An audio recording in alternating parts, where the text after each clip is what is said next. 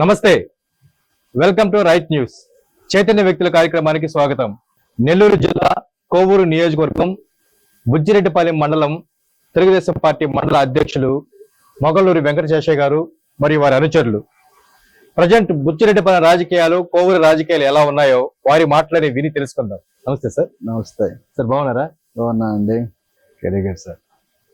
Sir, Telugu Desam party మండల అధ్యక్షులుగా పనిచేస్తున్నారు. ఎప్పటి నుంచి బాధ్యత స్వీకరించారు? 2019 నుంచి చేస్తున్నానండి. పార్టీ ఎలక్షన్ జరిగిన తర్వాత వెంటనే ఒక 6 నెలల కాలం తర్వాత నేను మండల పార్టీ అధ్యక్షుడిగా బాధ్యతలు తీసుకున్నాను. ఆనాటి నుండి ఈనాటి వరకు కూడా మండల పార్టీ పనిచేస్తూ ఉన్నాను. కష్టకాలంలో పార్టీ బాధ్యతలు తీసుకున్నారు. మా నాయకులు చెప్పినటువంటి ఆదేశాల మేరకు తెలుగుదేశం పార్టీపై నాకు ఉన్నటువంటి అభిమానం, ప్రేమతోటి కాలాన్ని మేము చూడలేదు. ఖచ్చితంగా తెలుగుదేశం పార్టీ వైపు మేము పయనించాలి, తెలుగుదేశం పార్టీ గురించి మేము ప్రజలకు తీసుకురావాలనే ఒక అభిమానంతో, పార్టీపై మాకు ఉన్నటువంటి ప్రేమ అభిమానంతో మండల పార్టీ అధ్యక్షుడిగా ఎలాంటి సమయాలు కూడా చూడకుండా బాధ్యతలు స్వీకరించాను. ఎలాంటి ఒడిదుడుకులు ఎదుర్కొన్నారు సార్ ఈ 5 సంవత్సరాల కాలంలో? నేను గత 30 సంవత్సరాల నుంచి రాజకీయాల్లో, ప్రత్యక్ష రాజకీయాల్లో ఉన్నాను. అది టీడీపీతోనేనా? 25 ఇయర్స్ టీడీపీతో ఉన్నాను. Okay sir. అనేక లోకల్ బాడీ ఎలక్షన్స్ లో నేను జనరల్ ఏజెంట్ గా ప్రతి లోకల్ బాడీ ఎలక్షన్స్ లో కూడా స్థానిక సమస్యలను దృష్టిలో పెట్టుకొని స్థానిక పార్టీలు అన్నింటినీ కూడా సమీక్షించి అనేక పార్టీలతో స్థానిక సంస్థల్లో కూడా మేము కలిసికట్టుగా కూడా ప్రయత్నం చేయడంలో నేను ఒక ముఖ్య పాత్ర వహించేవాడిని. అలాగే ఈ యొక్క వ్యవస్థలో గత 6-7 శాసనసభ పరిణామాలన్నీ చూశాను. కానీ ఇంతటి దారుణమైనటువంటి ప్రభుత్వం, దారుణమైనటువంటి రాజకీయ పార్టీ ఏనాడు మేము గమనించలేదు. దారుణం అంటే ఎలా సార్? ఏ విధంగా? అత్యంత ఘోరంగా పయనం ప్రజల పాలిట ప్రజల పాలిట ప్రతిపక్షాల మీద కూడా అలాగే వ్యవహరిస్తున్నారు. ప్రజల పైన కూడా అదే వ్యవహరిస్తున్నారు. పార్టీలో ఉన్న అభిమానులు అంటే మా కార్యకర్తలు అంటే వాళ్ళు ప్రజలే కదా, వాళ్ళ పైన కూడా దారుణంగా వ్యవహరిస్తున్నారు. ఎందుకు ఇంత దారుణంగా వ్యవహరిస్తున్నారు అనేది మీకు ఒకటే చెప్తున్నాను. పార్టీ అధికారంలో రాగానే అమరావతిలో కట్టినటువంటి ఆ భవనాన్ని కూల్చివేశారు, ప్రజావేదికని కూల్చారు. ఎంత దారుణం! ప్రజావేదికను ఉపయోగించుకోవచ్చు, కోట్ల రూపాయల నిధులతో ప్రజాధనంతో నిర్మించారు. ప్రజాధనాన్ని ఎందుకు ఉపయోగించకూడదు, ఏ విధంగా ఉపయోగించుకోకూడదు? చంద్రబాబు నాయుడు మీద ఉన్న కక్ష, కోపం, తెలుగుదేశం పార్టీ మీద ఉన్న కసితో చేసి ఇది దుర్మార్గపు వ్యవస్థ కాదా, ఈ దుర్మార్గపు ఆలోచన కాదా? ఇది ఒక్కటే మనం గమనించవలసింది. అనేక పర్యాయాలు, అనేక కార్యక్రమాలు ప్రజల కోసం మేము అనేక పోరాటాలు చేసాం. కరోనాలో కూడా నేను ఎన్నో కార్యక్రమాలు చేశాం. కరోనాలో కూడా ప్రజలకు కావాల్సిన అవసరాలను కూడా, మౌలిక సదుపాయాలు కూడా చేర్చలేకపోయారు.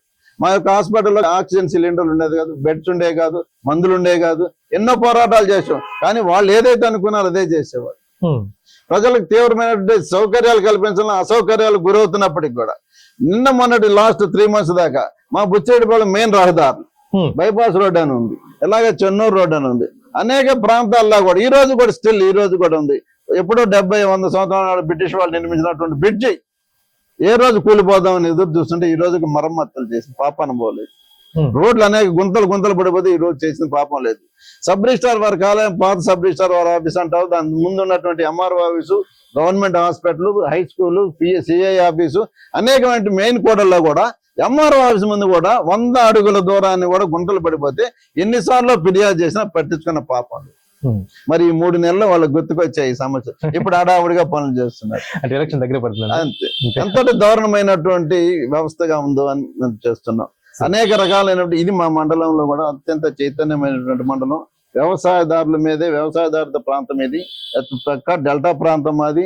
ఆ డెల్టా ప్రాంతం అయినప్పటికీ కూడా రైతులు కూడా అనేక సంవత్సరాలు చాలా సమస్యలు ఫేస్ చేస్తారు. సో మొత్తానికి అభివృద్ధి విషయంలో పూర్తిగా తగ్గిపోవటమే కాకుండా రైతాంగం కూడా ఈ ప్రభుత్వ హయాంలో ఇబ్బందులు పాలవుతున్నారు, చాలా సమస్యలు పడ్డారు. మాది రైతు ప్రభుత్వం, వైఎస్ఆర్ కాంగ్రెస్, యువజన శ్రామిక రైతు కాంగ్రెస్ పార్టీ మాది. రైతుల అభ్యున్నతి కొరకే మేమెంతో కృషి చేశాము. అలాగే సంక్షేమ పథకాల ద్వారా ప్రతి పేద ప్రజల గుండెల్ని తాకామని జగన్ అంటున్నారు. దీనిపై మీరేమంటారు? గత ప్రభుత్వంలో 2014-19లో రైతుల కోసం తెలుగుదేశం పార్టీ ఎన్ని పనిముట్లు ఇచ్చింది, ఎన్ని సబ్సిడీలు ఇచ్చింది, ఎన్ని యంత్రాలు ఇచ్చింది, ఎన్ని ట్రాక్టర్లు ఇచ్చింది ఒకసారి పరిస్థితి. మీరు ఎన్ని ఇచ్చారో చెప్పండి. ఇదేనా రైతు ప్రభుత్వం అంటే? ఒక్క చలగబారు ఇచ్చారా రైతుకి? బహిరంగంగా సవాల్ చేస్తున్నారు. డెఫినెట్ గా బహిరంగ నేను సవాల్. 2014-19లో తెలుగుదేశం పార్టీ ఏం చేసింది రైతు కోసం? మీరు చేసిన 2019 నుంచి ఈ రోజు వరకు రైతుకి ఏం చేశారు? ఏ ఒక్క పనిముట్లు ఇచ్చారు? ఆర్బీఐ కేంద్రాలు ఏ పని చేశారు? ఏ రోజైనా ఒక గోతం ఇచ్చారా? ధాన్యం కొనుగోలు కోసం మీరు ఏం చేశారు? యంత్రాంగం ఏం లేదు. అక్కడ ఒక్కరు కూడా అపాయింట్మెంట్ లేదు. ఒక్కరు కూడా ఎప్పుడు రైతు భరోసా కేంద్రం అని మీరు ప్రకటనలు చేశారే తప్ప రైతు భరోసా కేంద్రం రైతుకి మీరు ఏం చేశారు? మీరేమైనా ధాన్యం కొన్నారా? ఆర్బీకే వాళ్ళ ఉపయోగం లేదు. నో యూజ్, ఒక్కటి కూడా ఉపయోగం లేదు. ఒక ప్రకటనలకు మాత్రం అది. ఆ ఎమ్మెల్యే గారు శంకుస్థాపన చేస్తారు, ఓపెనింగ్ చేసేసి వెళ్ళిపోతారు. ఆ రైతు భరోసా ఒక్కరు ఉండరు. ఏముండదు. సంక్షేమం పైన ఏమంటారు? అంత బూటకం అండి. వాస్తవమైనటువంటి అర్హులు కలిగినటువంటి పేదవారు కూడా ఈ రోజు బాధపడుతుంది. మా ఏరియాలో మా నాయకుడు గత 6 నెలల పూర్వం ఒక ప్రెస్ మీట్ పెట్టారు. కొన్ని కోట్ల రూపాయలు పెట్టి ప్రజాధనాన్ని దుర్వినియోగం చేసి ఇళ్ల స్థలాల కోసం ల్యాండ్ ప్రొక్యూర్ చేశారు. ఎవరికి ఇచ్చారు మీరు పట్టాలు? కొన్ని వందల పట్టాలు మీ బినామీదారుల పేరుతో మీరు ఇచ్చుకొని ఈ రోజు అమ్ముకుంటున్నారు. పట్టాలు ఇచ్చేసి స్థలాలు ఈ రోజుకి అపాయింట్ చేయాల. పేదవాళ్ళు ఒక మోగ మహిళ నిన్నటికి నిన్న ఈ రోజు బయలుదేరి నాకు పట్టా ఇచ్చారన్నా, నాకు స్థలం లేదు, మేము పోతే ఎక్కడుందో మాకు తెలియదు, ఎంఆర్ఓ అయితే మీది అది కాదమ్మా క్యాన్సిల్ అయిందని. మరి పట్టా ఎందుకు ఇచ్చారు? ఎవరు మెహర్బానీకి ఇచ్చారు? ప్రజావేదికలో ప్రజలు ఉన్నారని చెప్పి మేము పట్టాలు ఇచ్చామని, మీ మెహర్బానీకి కొన్ని వేల పట్టాలు ఇచ్చామని మీరు ప్రకటన చేశారే, మరి ఎంతమందికి మీరు పట్టాలు ఇచ్చారు? ఎంతమంది మీ బినామీదారులు అమ్ముకుంటున్నారు? ఒక్కొక్కటి 60,000 నుంచి ₹1,00,000 వరకు మీ నాయకులు, మీ షాడోలు అమ్ముకొని ఈ రోజు సొమ్ము చేసుకుంటున్నారు. సో జగనన్న కాలనీలు, జగనన్న కాలనీలు లేఅవుట్ తెచ్చి హోటల్ ప్లాట్లు అమ్ముకుంటున్నారు. వాళ్ళే ప్రజలకు అలాట్ చేయాలి. స్వచ్ఛందంగా కూడా ఒకటే అర్హత కలిగినటువంటి ఏ పేదవాడికి కూడా సక్రమంగా ఇవ్వలేదు. ఇది బుచ్చి వరకే పరిమితమా, నియోజకవర్గ వ్యాప్తంగా ఇలాగే ఉందా? మా మండల స్థాయిలో నా అనాలిసిస్ నేను చెప్తున్నానండి.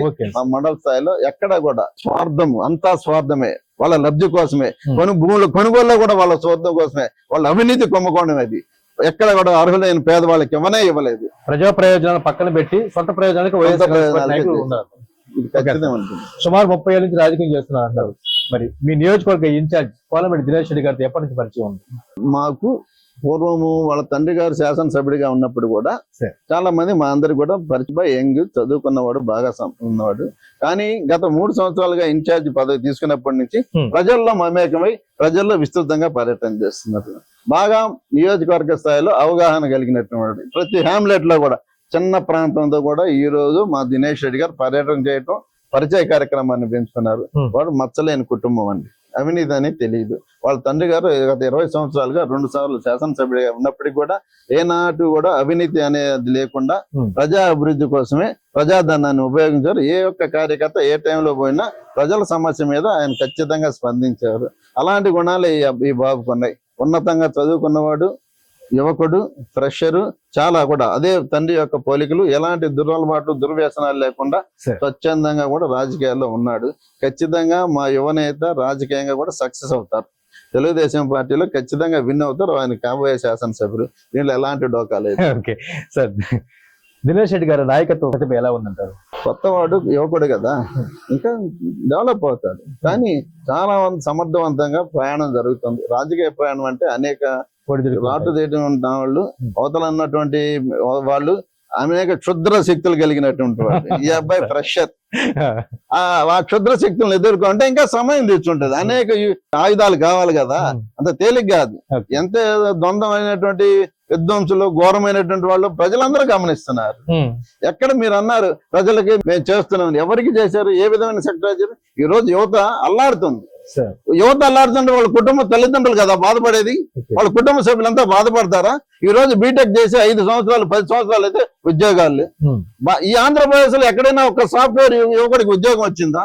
ఇక్కడ లక్షల మంది చదువుకున్నటువంటి యువకులు ఈ రోజు తెలంగాణ పోదాం, హైదరాబాద్ పోదాం, బెంగళూరు పోదాం, చెన్నై పోదాం, బాంబే పోదాం. ఒక రకంగా అవమానమే కదా సార్. చాలా భయంకరమైనటువంటి యువత ఏం కావాలి?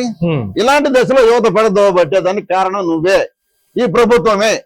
5 సంవత్సరాలు ఎలాంటి ఉద్యోగాలు లేకుండా, ఎలాంటి వృద్ధి లేకుండా పోతే యువత ఏం చేయాలి? చదువుకొని రోడ్ల మీద తిరగాలనా? ఏం ఆలోచించావు? ఈ రోజుకి ఇచ్చావా? జాబ్ కార్డు ప్రకటన చేసి ఇచ్చావా? 62 సంవత్సరాలు ఎక్స్టెన్షన్ ఎవరు అడిగారు? నిన్ను ఎవరు అడిగారు? ఉద్యోగులకి నువ్వు వృత్తి చెల్లించలేక, యువతకు ఉద్యోగం ఇవ్వలేక, రిటైర్డ్ అయిపోతే కాంపెన్సేషన్ ఇవ్వలేక పొడిగించుకున్నావు. ఎవడో వస్తే ఏదో చేస్తాడనే. మీరు ఎవరడి ఈ రోజు ఎన్ని వేల కోట్ల రూపాయలు ఉద్యోగులకు బకాయిలు ఉన్నావు? ఏ ఉద్యోగి నువ్వు సకాలంలో జీతం చెల్లిస్తున్నావు?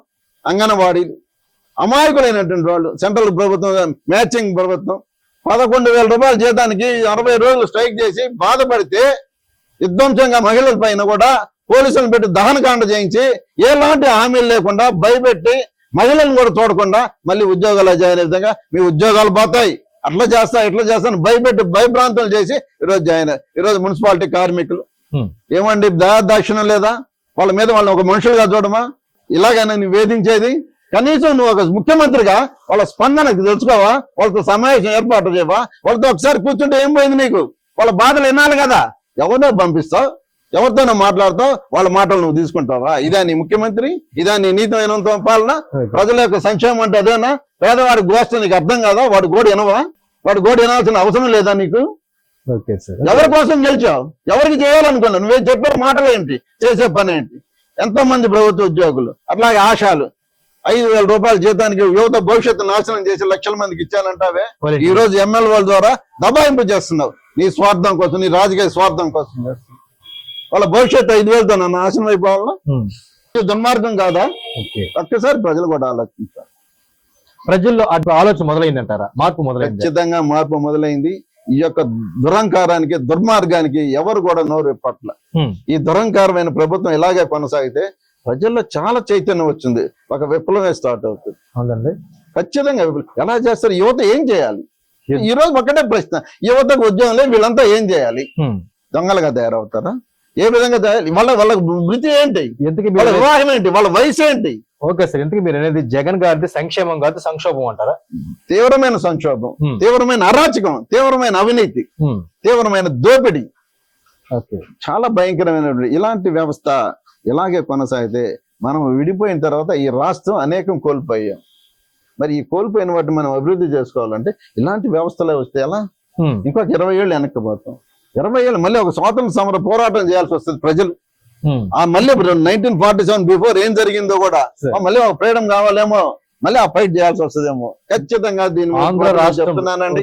ఆంధ్ర రాష్ట్రంలో డెమోక్రసీ ఒక ప్రమాదంలో పడిపోయింది అంటారు. చాలా ఘోరమైన ప్రమాదం. అభివృద్ధి పూర్తి ఒక్కటే నియంత్రిత పోకడలు ఉన్నాయంటారు.